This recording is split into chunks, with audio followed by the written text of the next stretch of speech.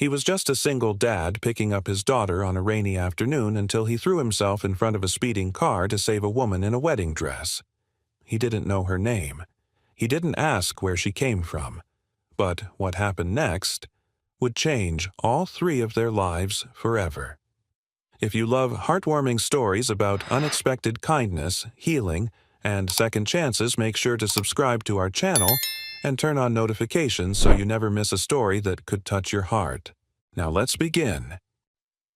A single dad jumped in front of a speeding car.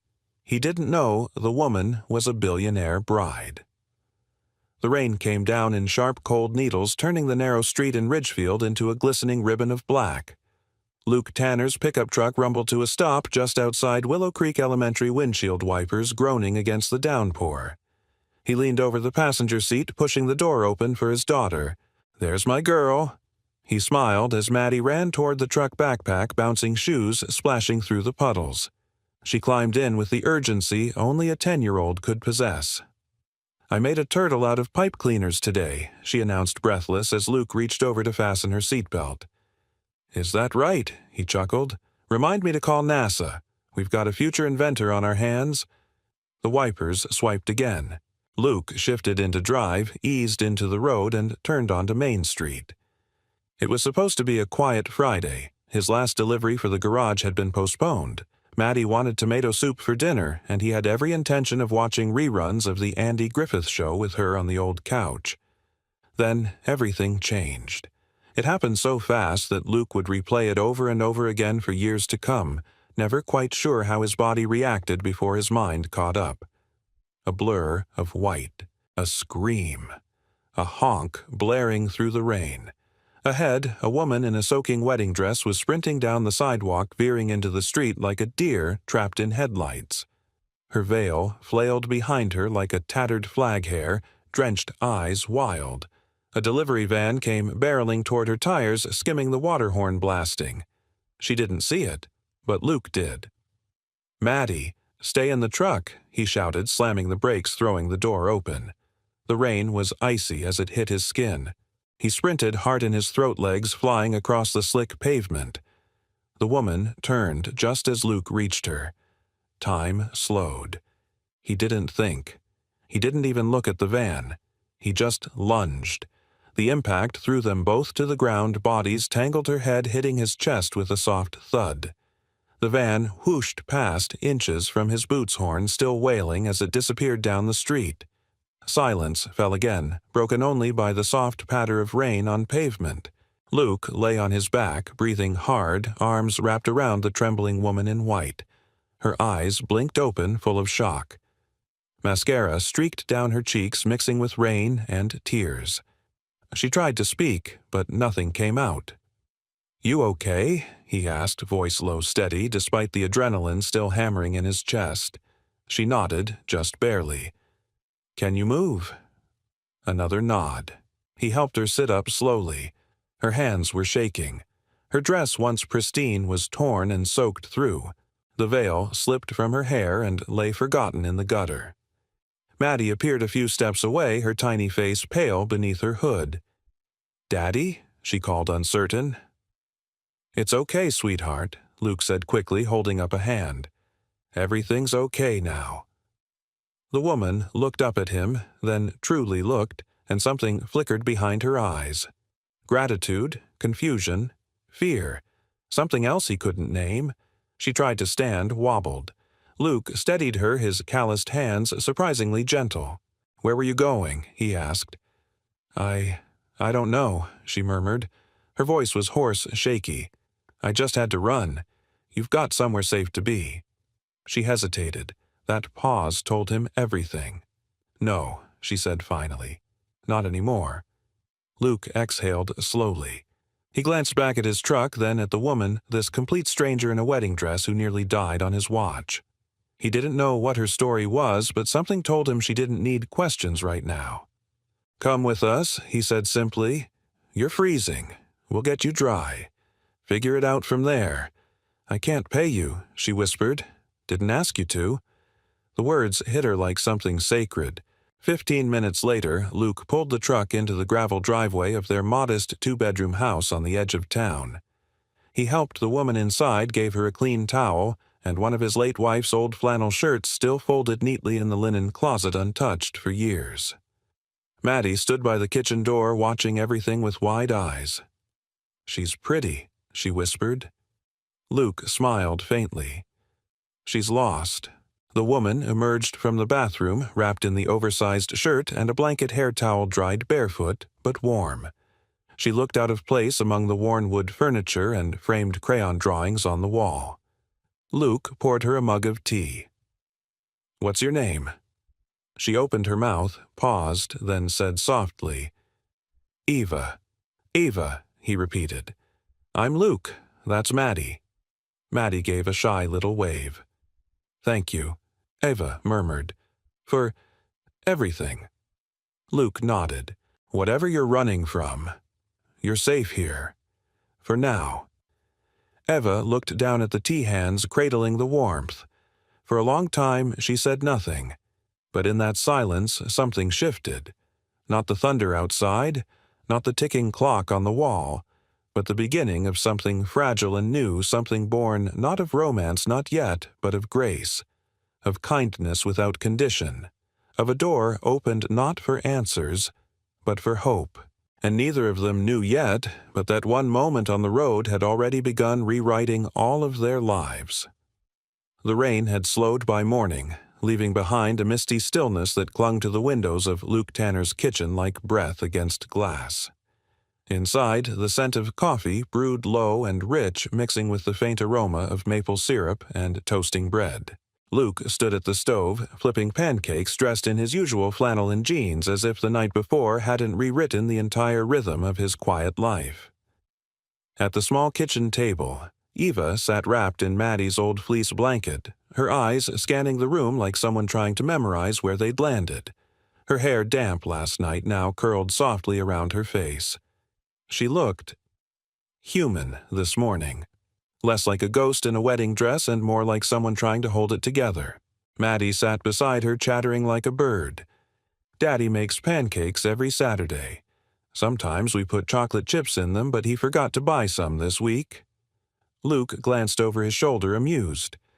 "Throwing me under the bus already," Eva smiled faintly. "Chocolate chipless pancakes still sound wonderful." Her voice was warmer now, but the distance in her eyes hadn't left. She kept brushing a spot on her left ring finger as though forgetting the ring was gone. Luke noticed, but said nothing. When he brought the plates over, Eva startled at the clatter of the forks as if she wasn't used to loud, normal things. "You sleep okay?" he asked, setting her coffee down gently. She hesitated. "It's been a while since I slept through the night, but yes. Thank you." Maddie dug into her pancakes. "Are you going to stay another night?" Sweetheart Luke warned gently, "That's not polite to ask." Eva gave him a small shake of the head, signaling she didn't mind. She looked at Maddie, then at Luke. "If it's not too much trouble, just one more night. I'll be gone after that." Luke met her gaze and saw what she didn't say. She had nowhere else to go. Later that afternoon, Luke stepped out to the garage to finish patching up an old Chevy someone had abandoned for repairs months ago. The rhythmic clank of metal, the steady buzz of tools, it was his meditation. But today, it wasn't enough to settle the questions building in his mind. Who runs from a wedding in the middle of a storm? Why lie about your name? And what kind of woman doesn't even flinch when nearly killed in traffic but jumps at a dropped fork? Still, he didn't press her. Maybe because something in her reminded him of himself in the months after his wife passed when you're alive, but just barely. When even kindness feels too heavy to accept. When he returned inside just before sunset, the living room was dim, the only light coming from the fireplace where Maddie had convinced Eva to build a small flame using one of her storybooks as a guide. "She's a fast learner," Maddie said proudly, "even if she doesn't know where we keep the matches." Luke chuckled. "Well, that's a start." Eva was cross-legged on the floor, the blanket now forgotten hair pinned up messily. She looked up at him, and for the first time there was something close to comfort in her eyes. "I cleaned the kitchen," she said quietly. "I hope that was okay. It felt good to do something." "You didn't have to," Luke said. "I know. That's why I wanted to." As Maddie drifted off on the couch watching an old cartoon VHS tape, Luke brought Eva a glass of water and sat on the edge of the recliner opposite her. The fire crackled between them. "You don't have to tell me anything you're not ready to," he said, breaking the quiet. "But if you need help, I need to know what I'm dealing with." Eva stared into the fire. "What if I don't know what I need?" Luke folded his arms. "Then we start with what you're running from." She hesitated. Then, slowly, she began. "I was supposed to be married yesterday. A wedding my mother planned. A man my father chose. A life I had no say in." Her voice wavered, but she didn't stop. It looked perfect from the outside. Designer dress cathedral venue cameras waiting out front. But inside, I couldn't breathe. Luke said nothing, letting her fill the space. "I didn't love him," she went on. "I barely knew him, but I knew what was expected. I'd been playing the part for so long I forgot what it meant to want something of my own." "So you ran," he said quietly. She nodded. "In my wedding dress. Past security. Out the back gate. I ran until I didn't know where I was anymore." Luke leaned forward, elbows on his knees. "That's one hell of a leap." "I thought it'd feel like freedom," she whispered, "but it felt like falling." For a long time, neither spoke. Only the fire did its small voice hissing against the wood. Luke finally asked Eva, "That your real name?" She looked at him startled, then smiled, sad, a little ashamed. "It's part of it.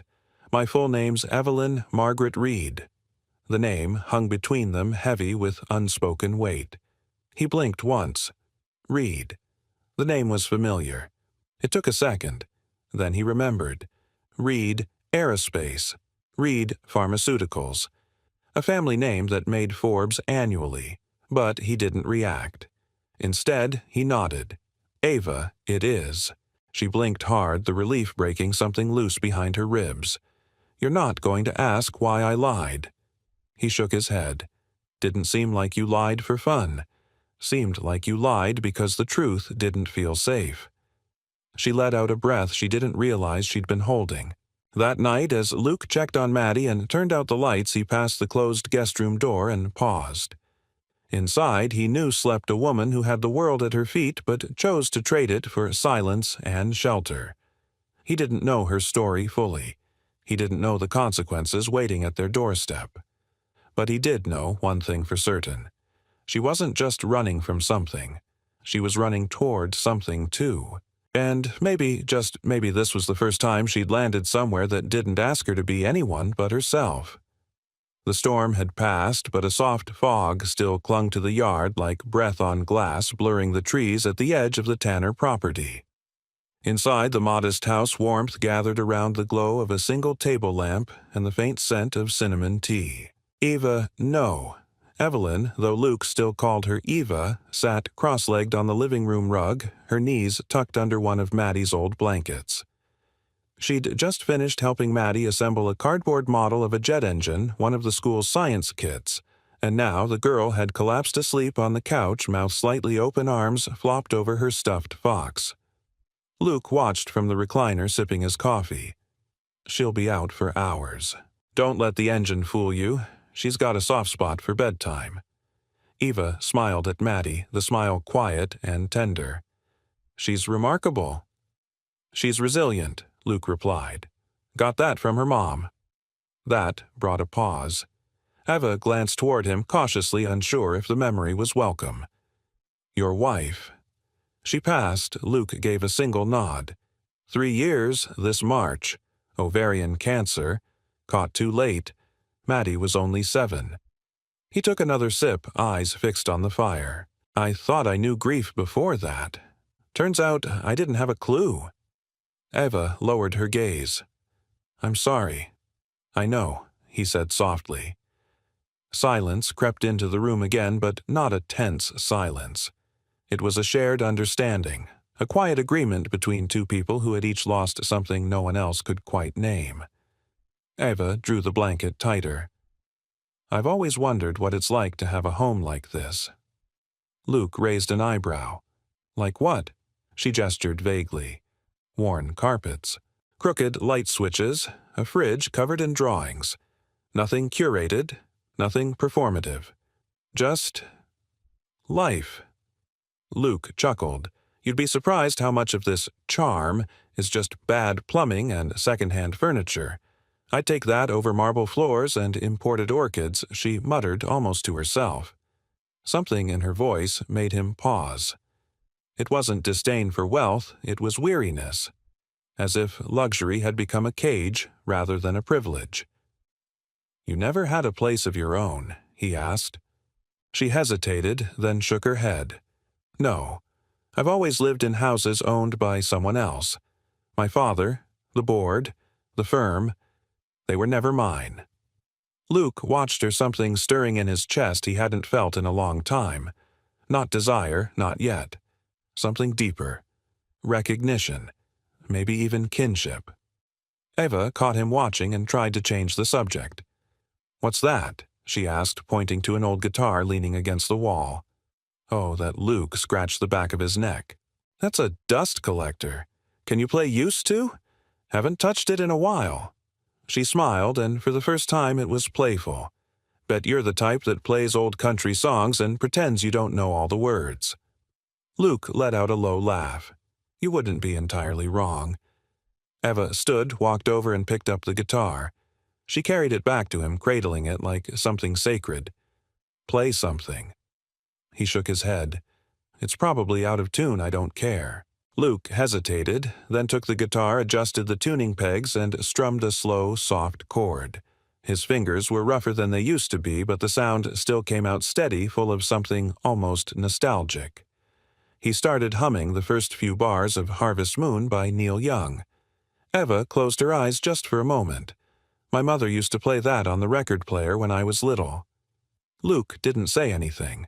He just kept playing, and Eva leaned back on her elbows watching the fire. Later, after Maddie had been carried to bed and the fire had dwindled to glowing embers, Eva stood in the doorway of the guest room. Luke was walking past with an armful of folded towels when she stopped him. Luke, she said quietly. He turned. Yeah, thank you. For not asking more than I can give.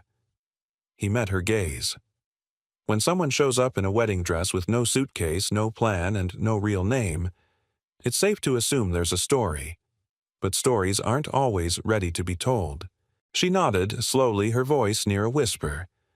You're not like most people I've known. Luke gave a half smile. You're not like most people I've pulled out of traffic. That made her laugh softly, and she looked away, brushing hair behind her ear. Then, without warning, the emotion in her face cracked just a little.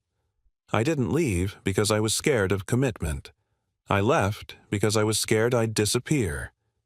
Luke's expression softened. I felt like I was being traded, she continued, voice tightening. A pawn in my father's next merger, my fiancé. It was more of a deal than a relationship. There were prenups before there were flowers. Luke stepped closer, not to intrude, but to anchor. You don't owe anyone your life, Eva. Not even your family. She looked up. I think I wanted someone to say that more than anything else. He handed her the towels gently. Then, let me be the first. She clutched them to her chest like armor. Good night, Luke. Good night, Eva. When the door clicked shut behind her, Luke lingered for a moment in the hallway. He stared at the space she'd just occupied, then looked down the hall toward Maddie's room, where the soft glow of her nightlight flickered behind a cracked door. Something was shifting. Not fast, not loudly, but undeniably. He didn't know where this was going. He didn't know what Eva would choose tomorrow or if she'd vanish just as suddenly as she'd appeared. But he knew this much. Sometimes the most extraordinary stories don't begin with declarations or confessions. They begin with a stranger, a cup of tea, A broken silence and a borrowed name whispered in the dark. The morning sun crept in slow, casting golden stripes across the hardwood floor. Luke stood in the kitchen with a mug of black coffee watching through the window as a pair of robins picked through the damp grass for worms. The fog had finally lifted. It felt like the kind of morning that belonged to new beginnings, quiet, unannounced, but unmistakable. He turned at the sound of footsteps. Eva stood in the hallway wrapped in the flannel shirt he'd lent her, her bare feet silent on the floor. She looked rested, though a little hesitant, like someone stepping into a house they weren't sure they were allowed to belong to. Luke gestured to the coffee pot. There's still some left. Might be a little strong.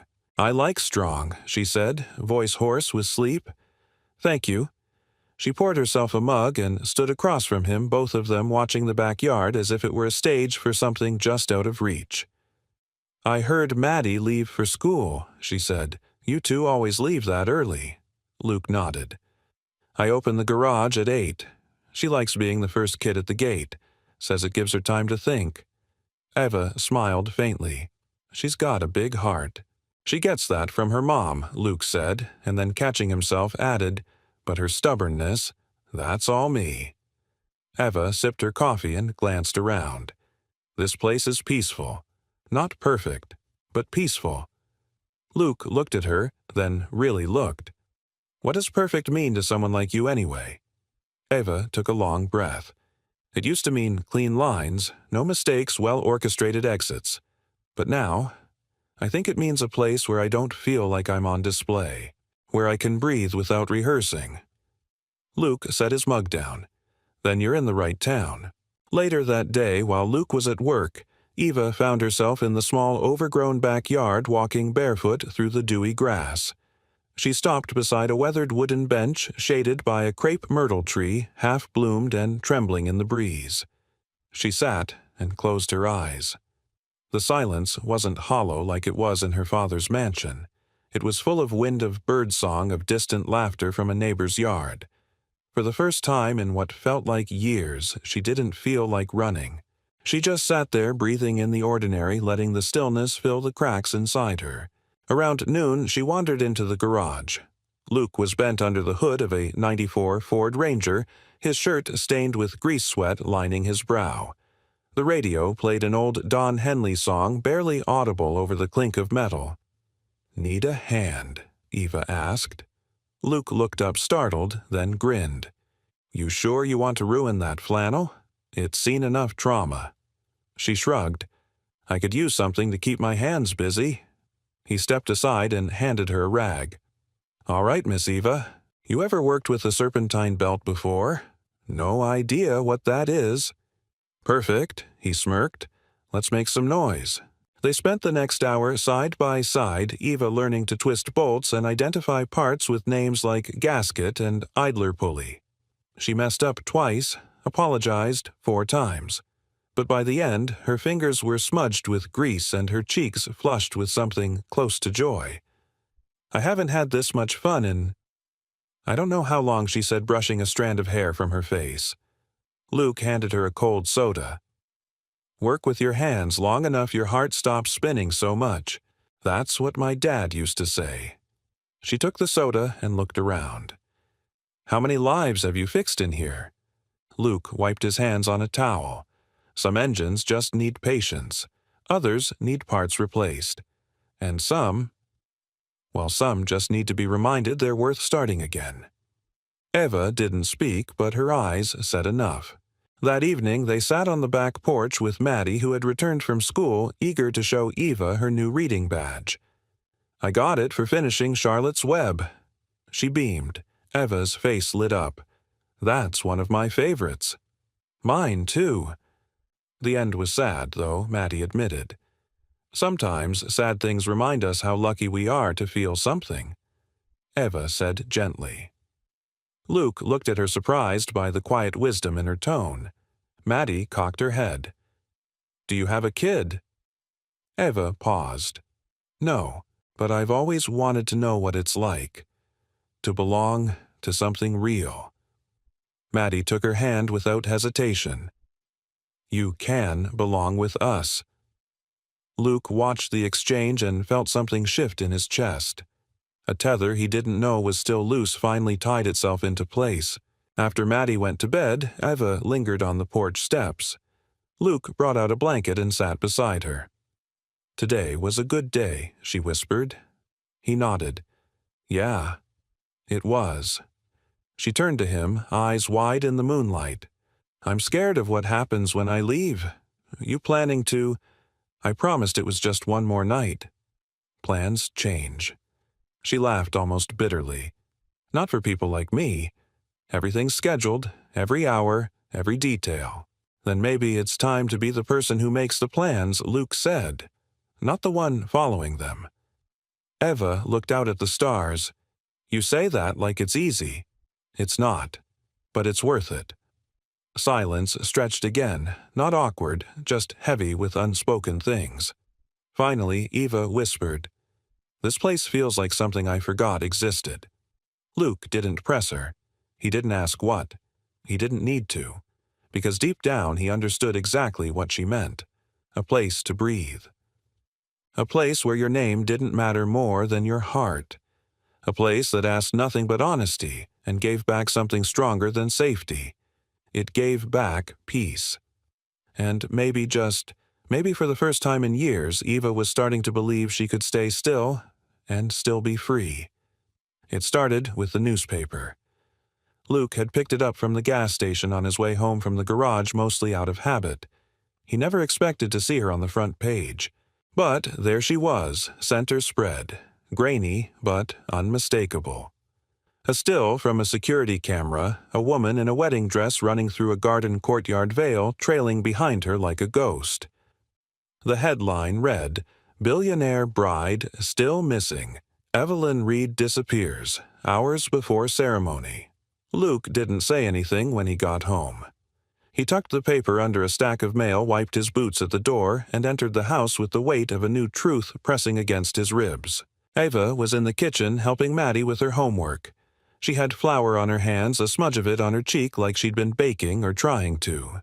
She looked up and smiled when she saw him, her eyes catching his for half a second too long. Luke smiled back, but it didn't reach his eyes. That evening, the three of them sat around the dinner table eating slightly lopsided cinnamon rolls and scrambled eggs. Maddie told a story about a lizard that escaped from the second-grade science lab. Eva laughed genuinely until she cried. She wiped her eyes with the back of her hand.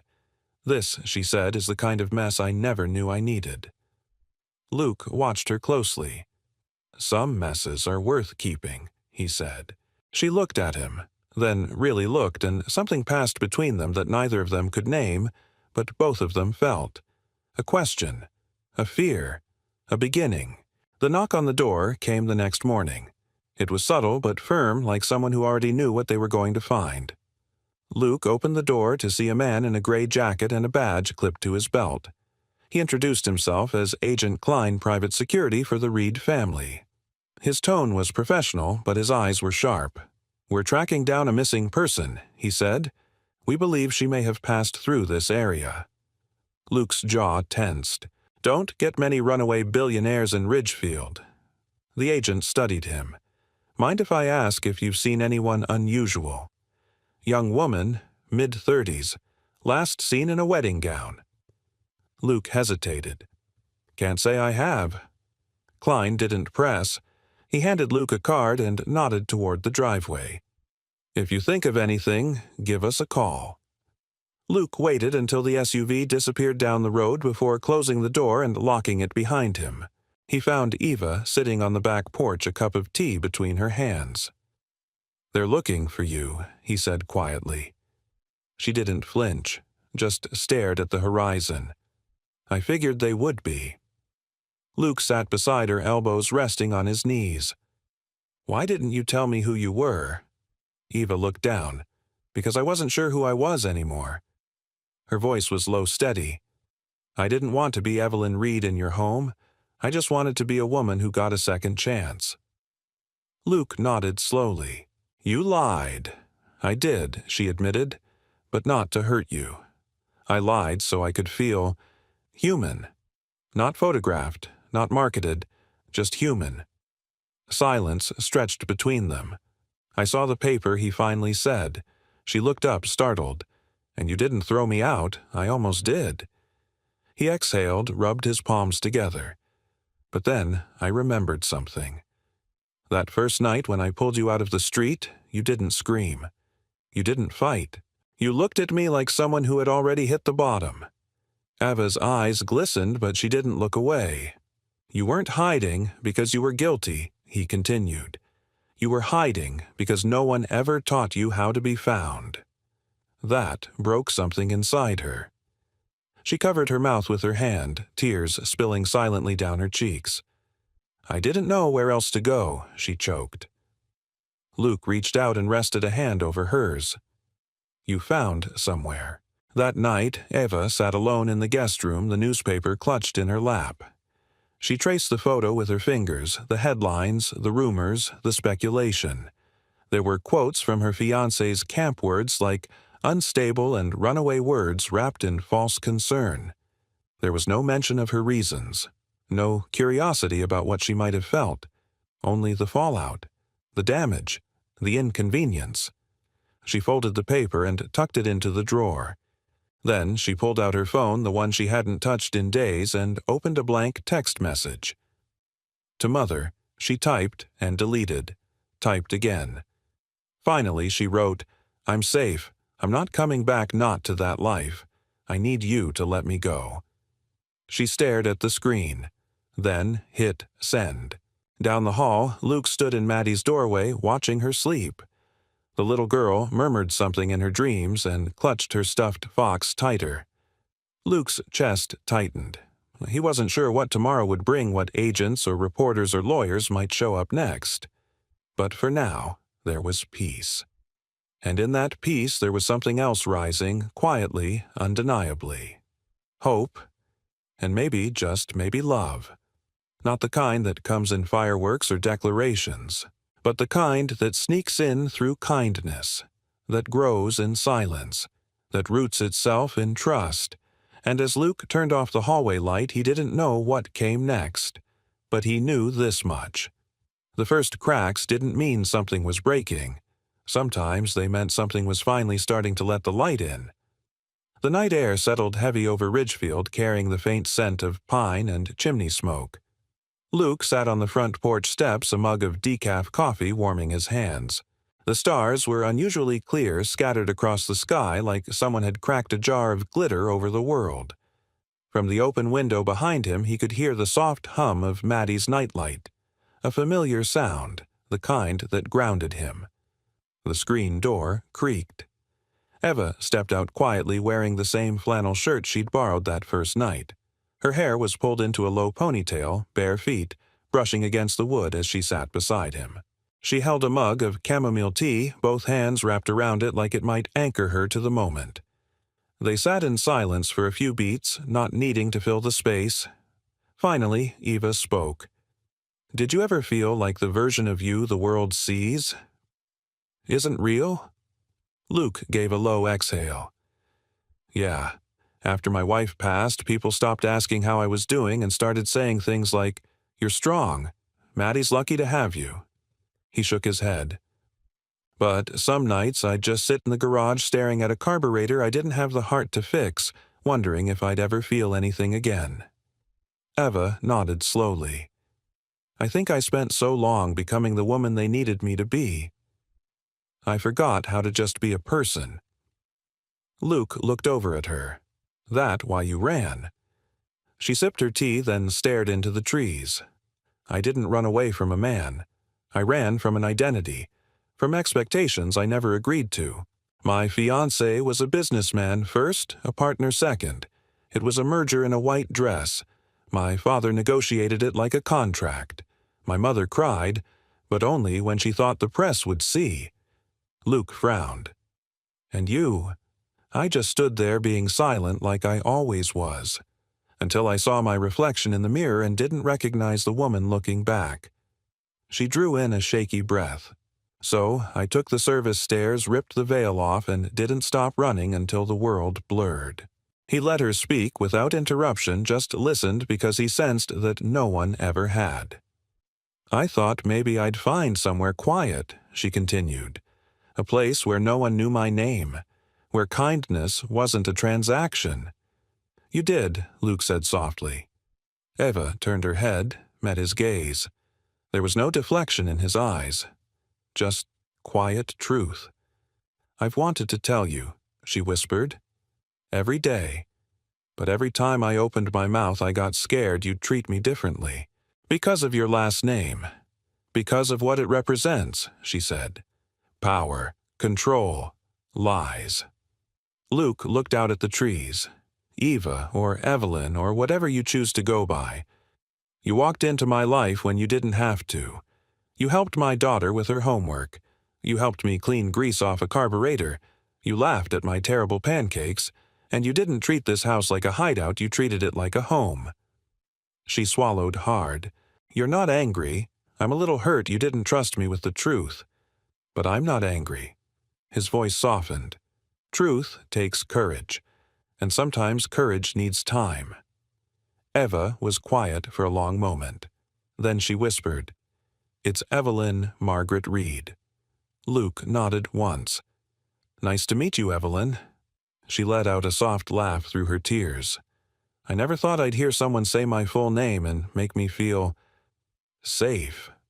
He offered a lopsided grin. "Guess I've got a gift." Their eyes met again, longer this time. Then she asked quietly, "Why did you let me stay? Even after you knew Luke leaned back on his palms, gazing up at the stars. Because when you've watched someone you love fade away, when you've had to teach a little girl what it means to keep going when everything inside you is broken, you start to see things differently." He turned to her. "I saw someone trying to survive, and I figured maybe she just needed someone to remind her she still could." Her bottom lip trembled. She set her mug down beside her, then reached for his hand, slowly unsure. Luke didn't pull away. The touch was soft, careful, like two people discovering language in silence. "I don't know what comes next," she murmured. "You don't have to," he said. "You're allowed to just be." They sat like that for a long time, fingers intertwined, not lovers, not strangers, just two souls finally exhaling the weight of what they weren't. Later that night, as Luke checked on Maddie and closed her door, he walked past the guest room and found it open. Eva sat at the edge of the bed, the crumpled newspaper beside her. She looked up. "I sent a message to my mother. Told her I'm safe." Luke leaned against the doorway. "That's a start. I asked her to let me go." "And do you want to be let go?" Eva blinked. "No," she said finally. "Not by everyone."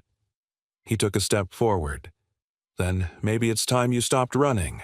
She smiled through the tears. "Maybe it is." Luke reached out gently, brushing a strand of hair behind her ear. "You know Maddie keeps saying we should plant something out back. Something permanent. She wants a tree that stays." Eva closed her eyes and leaned into his hand just a little. "Maybe I do too." And though neither said it, both understood that this night was different. It wasn't the end of running. It was the beginning of staying. And beneath the quiet roof of a modest house in a town no one had ever heard of, two people who had lost too much finally found what they didn't know they needed. A name spoken in truth. A place offered in kindness. And the courage to be known and still be loved. The next morning came like a hush over the world. The air was crisp but kind, and the light filtering through the kitchen windows was golden, almost forgiving. Luke stood barefoot in the kitchen, whisking pancake batter while humming off-key. It was Saturday Pancake Day, and for the first time in years it felt like a ritual shared, not endured. Eva sat at the table, hair tied back loosely, flipping through Maddie's sketchbook as the little girl narrated each drawing with pride. "This one's our house," Maddie explained, pointing to a scribble of a cabin with puffs of smoke curling out of the chimney. "That's you, me, Daddy, and the fox." Eva smiled. "The fox. She lives under the porch. I named her Clementine." Luke laughed from the stove. "We don't have a porch fox." "Yes, we do," Maddie insisted, crossing her arms. She's just sneaky." Eva looked at Maddie with a mixture of awe and tenderness. "I hope she stays forever." Maddie paused, then asked carefully, "Will you?" The question hung in the air like a fragile ornament, shimmering delicate, waiting to fall. Eva opened her mouth, but no sound came. Luke turned toward them, brow furrowed, but said nothing. Maddie looked away. "It's okay if you don't," she whispered. "I just like when you're here." Eva reached for the little girl's hand. "I like being here too, Maddie. More than you know." Luke watched them quietly, feeling something unfurl inside his chest, something like home expanding beyond his own heartbeat. That afternoon, the three of them took a trip into town for the fall festival, a modest affair hosted in the town square. Pumpkin pies lined makeshift tables, kids darted between hay bales, and a small brass band played old folk songs under strings of yellow lights. Eva had borrowed a denim jacket from Luke and walked beside him and Maddie like she'd been doing it for years. They stopped at a booth where Maddie insisted on trying to win a stuffed bear by tossing rings onto milk bottles. After several valiant but failed attempts, Luke handed the vendor a $5 bill, only for Eva to step up with a determined grin. "Mind if I try?" She rolled her sleeves, narrowed her eyes, and with surprising accuracy landed 2 rings in a row. Maddie shrieked with delight as the vendor reluctantly handed over the bear. Eva beamed and handed it to the little girl. For bravery in the face of impossible odds, Maddie squeezed the bear and threw her arms around Eva without hesitation. Luke watched them, warmth pooling in his chest like a memory he didn't know he'd missed. Later that evening, as twilight fell and the festival lights shimmered like stars strung across the square, Luke and Eva sat on a bench near the edge of the crowd, watching Maddie dance in circles with a group of kids to the rhythm of a fiddle. "She looks so free," Eva murmured. "She is," Luke said. "We tried hard to make sure she wouldn't carry what we couldn't fix." Eva looked at him. "You've done more than try, Luke. You've lived for her." He glanced at her eyes, steady. "And what about you?" She exhaled, her voice soft. "I've been existing. But here, for the first time in a long while, I feel like I'm not pretending." Luke reached over and gently brushed a speck of hay from her shoulder. "Then maybe it's time you stopped asking yourself where you're supposed to be." She looked at him, her voice barely audible. "You think I could belong here?" Luke didn't smile, didn't joke. He just said, "I think you already do." When they returned home, Maddie was asleep in the truck, her arms around the bear. Luke carried her inside while Eva unlocked the front door. They laid her gently on the couch, and Eva tucked a quilt around her shoulders. "She'll be out until morning," Luke said with a smile. Eva stood in the soft lamplight, her hair a little windblown, the denim jacket slipping off one shoulder. "This house is full of something," she said. Luke raised an eyebrow. "Dust." She laughed, then shook her head. "Grace." He swallowed the word, sitting heavy and sacred in the air. "You brought some of that with you." Eva looked down, then up again. Her eyes held something vulnerable, something true. "I know this wasn't supposed to happen, that I wasn't supposed to show up here in your life. But I don't want to go back, Luke. Not to that house, that family, that name." Luke stepped closer, his voice low. "Then don't. But I don't have anything to offer," she whispered. "No skills, no plan. Just a heart that's finally waking up." Luke took her hand. "That's more than enough." She blinked, tears catching on her lashes. "I want to stay, but not as a guest, not as a secret." "Then don't be." He paused. "Be real. With us. With yourself." She nodded, breath shaking. And just like that, the tension between them, weeks in the making, broke open into something tender, something honest. Luke leaned in, his forehead resting against hers. Not a kiss, not yet. Just closeness. Just choice. That night, Eva wrote a letter she would never send. "Dear Mother, I found a place that doesn't ask me to wear shoes I never picked or speak like a woman I don't know. I found a little girl who believes I'm magic and a man who looks at me like I'm not broken. I don't know what this is yet, but it's real, and I think I might be brave enough to keep it." She folded the letter and placed it in the drawer beside the newspaper. Then she turned out the light slipped under the quilt Maddie had chosen for her, and for the first time since the day she ran Evelyn Margaret Reed, once a bride, now just a woman, fell asleep without fear. Outside, the wind whispered through the trees, and somewhere under the porch, Clementine the fox curled into herself safe beneath the place that was slowly becoming home. The house felt quieter than usual. Not the peaceful kind, the other kind. The kind of quiet that follows the slamming of a door. Luke stood in the middle of the living room staring at the empty mug Eva had left on the table. A faint ring of tea stained the wood. Next to it a note. Just a single line in careful handwriting. "I had to go. Thank you for everything." His fingers gripped the paper too tightly, crumpling the edge as his mind scrambled for an explanation. She was here just last night, dancing with Maddie at the festival, laughing in the truck, whispering that she wanted to stay. He sank slowly onto the couch, staring at the note heart hammering with something that felt too close to loss. Again. From the hallway, Maddie's voice floated in hesitant. "Daddy." He quickly smoothed out his face before she reached the room. "Hey, kiddo." "Where's Eva?" she asked, rubbing sleep from her eyes. "She said she'd help me pick out a book today." Luke hesitated. She had to leave early. Something came up. Maddie stared at him. "But she said she wouldn't go." "I know." Her lip quivered, but she blinked it back. "Did she leave because of me?" Luke pulled her into his lap. "No, never. Sometimes adults have to figure out hard things. That doesn't mean they don't care." Maddie was quiet for a long while. Then she whispered, "I think she wanted to stay. I think maybe. She just didn't know how." Luke swallowed hard, pressing a kiss to her hair. "Yeah, I think you're right." Eva sat in the back of a black SUV as it wound its way out of Ridgefield, her hands folded tightly in her lap.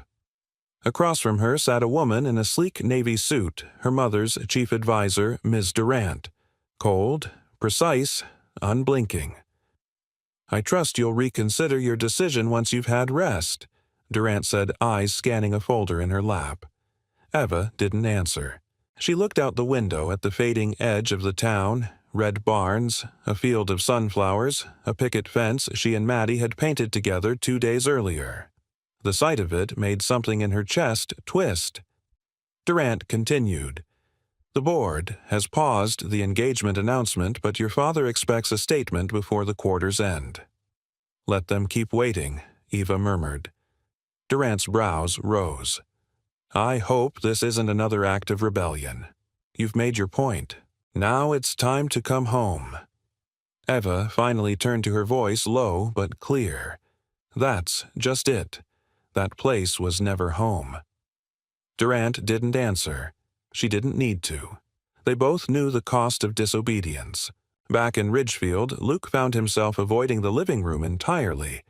Every corner reminded him of her Eva perched on the armrest sipping tea, her laughter bouncing off the walls, the sweater she'd left draped over the back of the chair.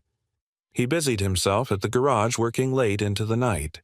When Maddie called him to dinner, he said he'd already eaten. When she asked if they could make cinnamon rolls again, he said maybe next weekend. She didn't ask twice. One evening, Maddie came into the shop with something clutched in her hands, a small mason jar filled with folded paper. She held it out wordlessly. Luke wiped his hands on a rag. "What's this? She made it," Maddie said. "Eva," before she left. He unscrewed the lid and pulled out a folded note. It was in Eva's handwriting. "Things I never had until I met you. 1. Pancakes made with too much cinnamon. 2. A child's drawing on the fridge. 3. A place that let me forget my last name." Luke stared at the paper, the breath catching in his throat. "There are more," Maddie whispered. She wrote 12. He replaced the note, screwed the lid shut, and held the jar like something sacred. Eva sat on the edge of her bed in her family's Manhattan penthouse, staring out the 27th floor window at a city that never slept and never cared. She was back in her old life-tailored suits, scheduled appearances, morning calls with lawyers and investors. But everything felt muted. She attended dinners she didn't taste, smiled for cameras she no longer noticed, answered questions with the poise of someone who had memorized the script long ago. And every night she pulled the curtain back and imagined what Maddie was reading, whether Luke still left the porch light on. She opened her planner one evening and found a small photograph tucked inside Maddie's drawing of the three of them under the crepe myrtle tree. Scrawled in green crayon beneath it, "Family Tree." Eva pressed the paper to her chest and began to cry, not out of regret, but out of grief for the version of herself she had almost become, and the one she'd nearly lost. A week passed, then 2. One evening, Maddie sat in the backyard, legs swinging off the bench under the tree. She held the mason jar and turned it slowly in her hands. Luke came out wiping his hands on a rag. "She's not coming back, is she?" Maddie asked. He knelt beside her. "I don't know, kiddo." Maddie looked up at the sky. "I planted something, just in case." He blinked. "What do you mean?" She pointed to the soil beneath the tree. "A seed. From the festival. Eva said, if you plant something where your heart is, maybe it grows roots." Luke looked down at the dirt, then back at his daughter. He didn't say a word, but inside, something shifted. That night, as the stars came out one by one over the town Eva had left behind, Luke sat on the porch alone, the mason jar in his hands. He opened it, pulled out the last note. 12. I didn't know what love felt like until I saw it in the way you looked at your daughter. And then, somehow, I felt it too. He closed his eyes, and for the first time since she left, Luke Tanner allowed himself to believe. Sometimes love doesn't arrive with certainty. Sometimes it returns, when the heart is ready and the porch light is still on. The nights had grown colder in Ridgefield, and with them came longer silences. Luke sat at the kitchen table long after Maddie had gone to bed, a pen in his hand and a single sheet of paper in front of him. The old lamp cast a warm pool of light across the table, illuminating the steam rising from his untouched mug of tea. He wasn't sure what had led him here. Maybe it was the jar of notes Maddie had placed on the mantel, or maybe it was the ache that hadn't gone away since the morning Eva left. Or maybe, as Maddie had said with all the wisdom of a 10-year-old, he just missed her too much not to say it out loud. So he wrote, Eva, you once told me you didn't know who you were anymore. I didn't say it then, but I wish I had what I saw in you wasn't a runaway bride or a name in a headline. I saw someone brave enough to leave everything fake behind in search of something real. And if that's still what you're looking for, you've already found it. It's here, in this creaky little house, in burnt pancakes and driveway chalk drawings, in Maddie's laugh, in me. I can't offer you the world, Eva, but I can offer you a place to land, a place to be messy, a place to be seen. You once said this house felt full of grace. Maybe that's because you brought some of it with you. If you're still out there searching, just know you've already been found. We're still here, and we'd still choose you. Luke, he stared at the letter for a long time, rereading it twice 3 times. Then with a sigh he folded it carefully and slid it into an envelope. But he didn't mail it. He walked out to the backyard beneath the tree Maddie had named their family tree, and knelt beside the small planter she'd buried her seed in weeks ago. It hadn't sprouted. Not yet. But it hadn't died either. Luke pulled a mason jar from the bench, an empty one this time, and placed the letter inside. Then he buried it carefully next to Maddie's seed. If this ever grows, he murmured, maybe it'll carry something more than roots. Miles away, in Manhattan, Eva stood in a boardroom full of men in suits, her reflection staring back at her from a wall of glass. They were discussing logistics projections, headlines. Her return had been carefully managed, a few staged photographs, a silent press statement, and enough polite nods to make it seem like everything had returned to normal. but inside she felt like a mannequin dressed in someone else's clothes. When the meeting ended, her father caught up to her in the hallway. "You're quiet," he noted. "I'm listening," she said. "To what?" "To myself," she replied. Finally. He studied her brows, furrowing. "Is this about the boy in Ridgefield?" "He's not a boy," she said calmly. "He's a man raising a daughter. He's kind, honest, the kind of man you couldn't buy with all your shareholders' money." Her father gave a faint scoff. That life was a detour, Evelyn. "You have a role to play here."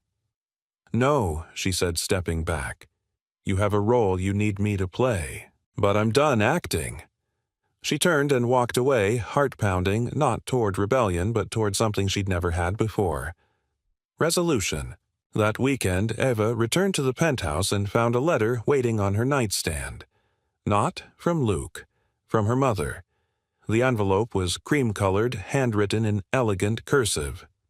"Dearest Evelyn, I won't pretend to understand the choices you've made, but I remember what it felt like to be your age, trapped in a world I didn't build, told who to love, how to smile, what to sacrifice. I didn't fight like you did. I stayed. And I've lived with that silence for a very long time. I saw your eyes in the paper the day you ran. Not panic freedom. Real, terrifying, beautiful freedom. If this man you found gave you even a fraction of that, then don't let the noise pull you away. Go. Find your voice. And if you ever want to come home again, let it be on your own terms." Mother Eva read it twice, then again. Her breath caught, but this time not from fear. From something else. Permission. Back in Ridgefield, Maddie sat at the kitchen table drawing in silence. She looked up as Luke entered, holding up her sketch. It was a new picture of the backyard, complete with the little tree, and something new, a small mailbox drawn beside it with a heart on the side. "I made a wish," she said softly. Luke knelt beside her. What kind of wish that the tree would grow tall enough to bring her back? Luke smiled and kissed her head. "It's a good wish." Maddie looked up. Do wishes work? He thought for a moment. Sometimes. But only when someone's brave enough to answer them. That night, long after the town had gone to sleep, headlights rolled quietly down the gravel road leading to Luke's house. The engine turned off. A door clicked shut. The porch light flickered on. And a figure stepped out into the night, a bag in one hand, a small envelope in the other. Eva stood beneath the old crepe myrtle tree, kneeling beside the spot where Maddie had planted her seed. Her fingers brushed the soil, still soft, and she smiled as she noticed something new pushing through the dirt. A sprout. Tiny. Brave. Real. She placed her envelope beneath the jar Maddie had left there, a return letter. Then she stood up, brushed off her hands, and walked toward the porch. The light above the door glowed warm and steady, and behind it, hearts waited, no longer hoping, but ready. The Ridgefield Harvest Festival unfolded like a dream that had waited all year to return. String lights crisscrossed the square, their golden glow dancing over caramel apples, hay rides, and hand-painted signs. Children laughed as they chased each other around booths lined with knitted scarves and spiced cider. The brass band played a slow, nostalgic tune that wrapped around the townspeople like a warm quilt. Luke Tanner stood off to the side, hands shoved into the pockets of his jacket, eyes scanning the crowd. He hadn't meant to come. He'd told himself he was too tired that Maddie could go with her school group. But when she slipped her hand into his that morning and asked, "What if she comes back today?" he hadn't had the heart to say no. So here they were, him and Maddie, waiting without waiting, hoping without saying the word. She would have liked this, Maddie said now, craning her neck to look at the main stage. Luke glanced down. Yeah, she would have. I drew a picture for her, Maddie added. It's in my backpack, just in case. Luke smiled faintly. That's a good thing to have, just in case. Behind the crowd, unnoticed, Eva stood at the edge of the square, taking it all in. She had arrived hours earlier, unsure if she'd find the courage to walk into the light. Now, dressed in a simple navy sweater and jeans, her hair swept back in a loose braid, She looked like any woman from any town. No bodyguards, no headlines, no script. Just her. She took a slow breath and stepped forward. Every sound around her seemed to fall away, the music, the chatter, even her own heartbeat as she walked past booths and familiar faces. No one recognized her yet. Not like this? But then Maddie saw her first. The little girl froze mid-step, eyes wide, hands gripping the straps of her backpack. "Daddy," she whispered, tugging Luke's sleeve. "It's her." Luke turned. There she was. Standing 10 feet away, sunlight catching the edges of her hair, eyes glassy with emotion. She didn't move. She didn't speak. Neither did he. Not for a moment that stretched long and soft as if the whole world had stopped spinning just to witness their reunion. And then Maddie ran. She launched herself into Eva's arms, nearly knocking her over. Eva dropped to her knees, clutching the girl tightly, tears falling freely. "I missed you," Maddie whispered into her neck. "I missed you more," Eva choked. Luke stepped closer, heart pounding. He stopped a few feet away. Eva looked up. Her voice was low but sure. "I found the letter." Luke's breath caught. Eva stood slowly, keeping Maddie's hand in hers. "And I left one for you. Under the tree." He nodded. "I saw. I didn't come back to visit," she said. Luke's jaw tightened. "No." She shook her head. "I came to stay." Another pause. "Then I bought the garage." Luke blinked. "What?" She smiled nervously. "Well, not bought, exactly. More like saved. Bennett was about to sell it to a chain shop. I stepped in. Said I'd only fund the repairs if it stayed local under your name." He stared at her. "Why would you?" "Because you fixed more than engines in that place," she said, voice thick. "You built something real, and I want to help keep it alive. Not from above, not with headlines. Just beside you." The words landed between them like soft thunder. Luke stepped closer. "And what about your old life? I'm not going back," she said. "My parents are learning to live without directing mine. It's hard for them, but it's what I need." He studied her face, the steadiness in her eyes, the slight tremble of her fingers. She was scared, but she was here. That was everything. "I kept the porch light on," he murmured. "I know," she whispered. "I saw it." Maddie squeezed both their hands. "Does this mean we get to be a family now?" They looked at each other. Luke bent down and touched Maddie's cheek. "It means we're going to try. Every day." Eva knelt beside them, brushing a tear from Maddie's face. Together. Later that evening, after the sun had set and the sky glowed with 1,000 fairy lights, Maddie stood on the small stage in the square, clutching a sheet of paper with both hands. The MC leaned into the mic. Next up, from Willow Creek Elementary, Maddie Tanner with her original poem, "The Woman Under the Tree." The crowd applauded politely. Luke stood in the back, Eva beside him, their hands barely touching but tethered nonetheless. Maddie stepped forward and began to read, her voice small but steady. She came with her heart in her hands, wearing shadows and a runaway name. She knelt by a tree that had never bloomed and whispered to the roots just the same. The crowd grew silent. She stayed not because she had to, but because someone saw through the storm. And in the light of the porch she feared most. She found a place to feel warm. Luke swallowed hard. "She is not made of glass or gold, but of stories she never told. And now I know beneath that tree she planted a seed that grew into me." There was silence, then applause. But Luke and Eva didn't clap. They just looked at each other, breathless, changed. And in that moment, with the sound of their daughter's voice still echoing through the fall air, they knew she hadn't just come back. She had come home. The next morning was unusually still, as if the town itself was holding its breath. The leaves whispered across the driveway, and a thin veil of mist clung to the backyard where the small tree Maddie had planted now bore 2 tiny buds, green, trembling alive. Eva stood by the window in the kitchen, a cup of coffee warming her palms.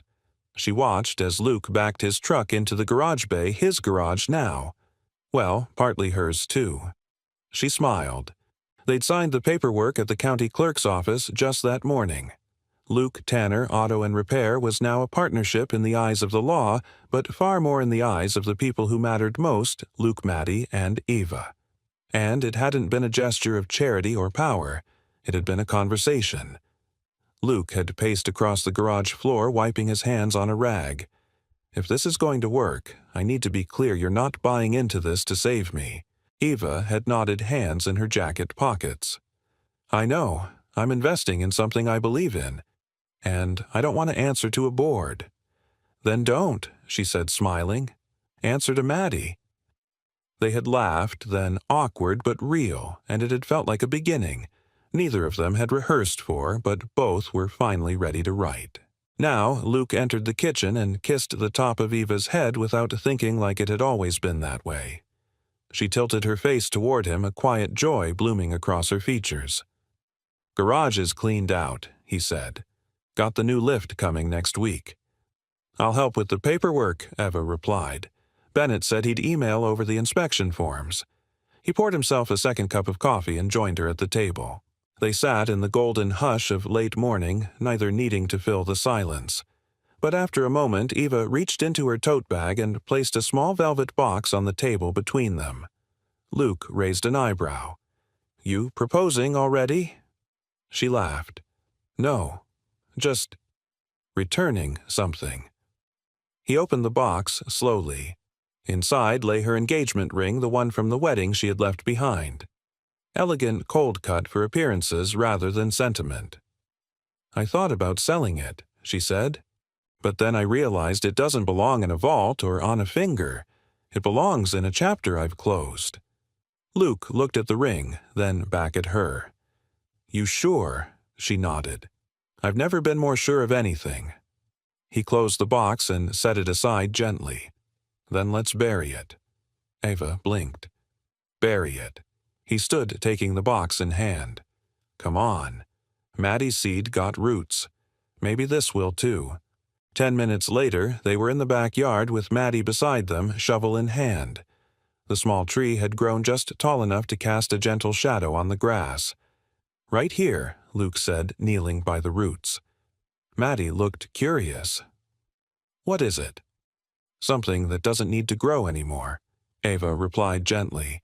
Something that helped me become who I am, but doesn't define who I'm going to be.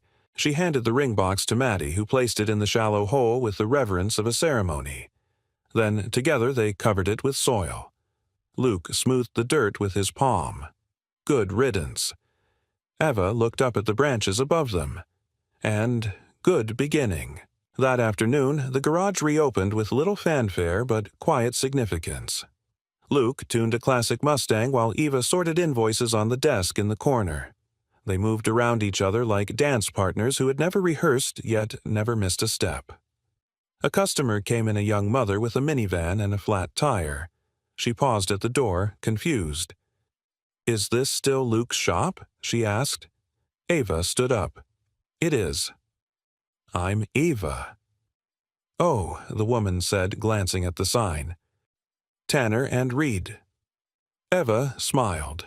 We kept it simple. The woman looked around. Place feels different. Luke called from under the car hood. Still the same grease stains, but brighter somehow. The woman said half to herself. Eva met Luke's eyes and smiled. Maybe because we left the lights on. That evening, they grilled dinner on the porch, burgers, corn, sweet tea. Maddie danced barefoot in the grass while Luke and Eva sat on the swing watching her trace stars into the sky with her hands. You think it'll last? Eva asked softly. Luke looked over at her. What this piece? This us? He didn't answer right away. He took her hand thumb, brushing gently over her knuckles. I don't believe in guarantees, he said. But I believe in showing up. Every day. Eva leaned her head on his shoulder. That's more than I've ever had. Maddie ran toward them, breathless and giddy. Can we plant something else tomorrow? Like a rose bush, or maybe blueberries? Luke laughed. Only if you promise not to eat the whole crop before we get one pie out of it." Eva stood and reached for Maddie's hand. "Let's make a garden. A real one." Luke watched them dance across the lawn silhouetted against the setting sun and felt something settle in his chest. Not excitement, not fear. Just a deep, bone-level sense of rightness. Not because everything was perfect, but because it was theirs.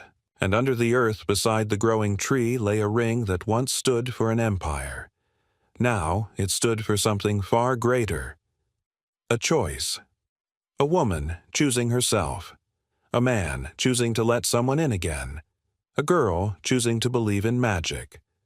And together they were building something no inheritance could buy, no name could control, and no storm could wash away.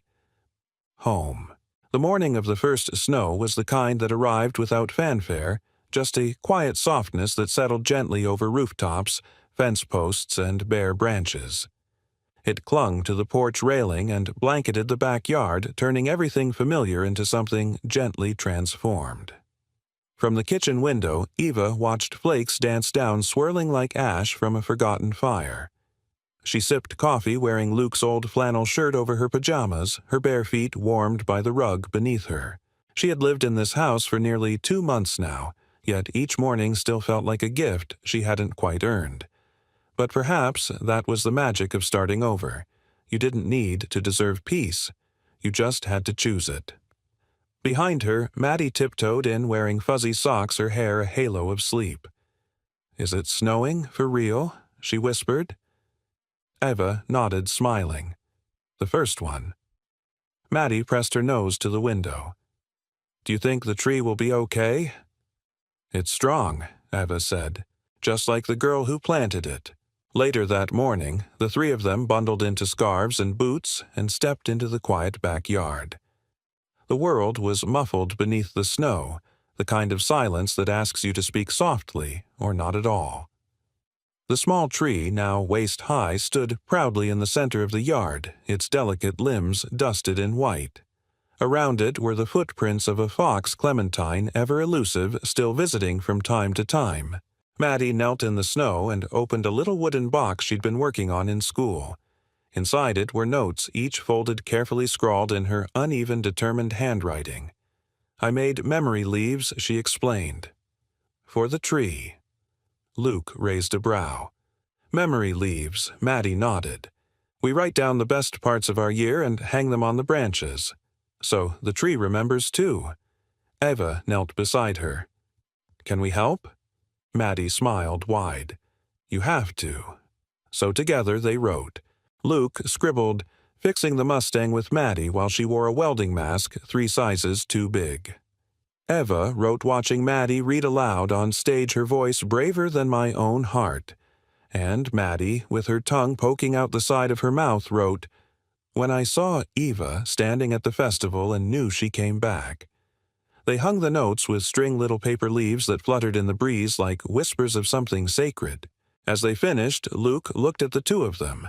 His daughter and the woman who had wandered into their lives one rainy night and changed everything, and he felt a quiet bloom of gratitude so deep it brought heat to his chest. "We should name the tree," he said. Eva turned to him. "You first." Luke looked down at the rough bark, the tiny buds that had survived the cold, and said, "Grace." Maddie clapped. "Yes." Eva tilted her head. "Why?" "Grace." Luke shrugged. "Because none of this was deserved. None of it was expected. But it was given anyway." Eva looked at him, eyes glassy, and reached for his hand.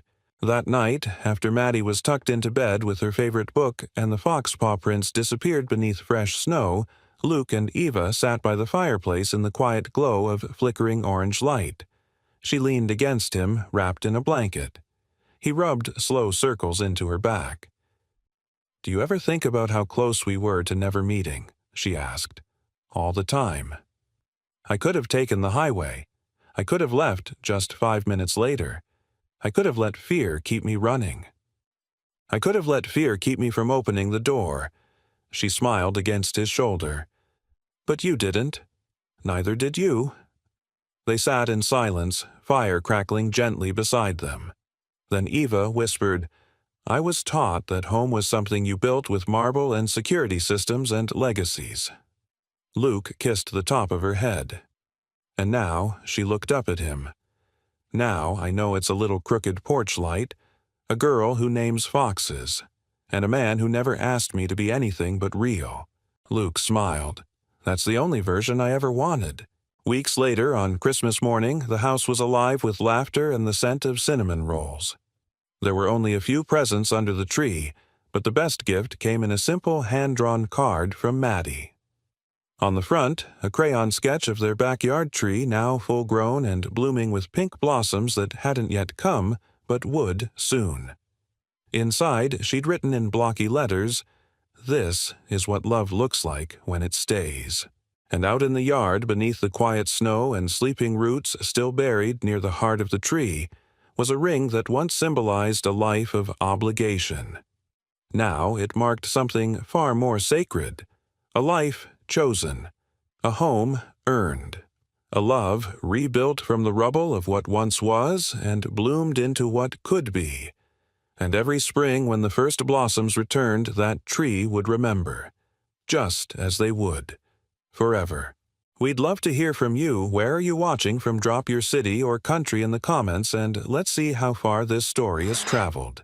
If this story touched your heart, don't forget to subscribe and hit the bell icon so you won't miss any of our upcoming tales of love, kindness, and second chances. Thank you so much for spending your time with us today.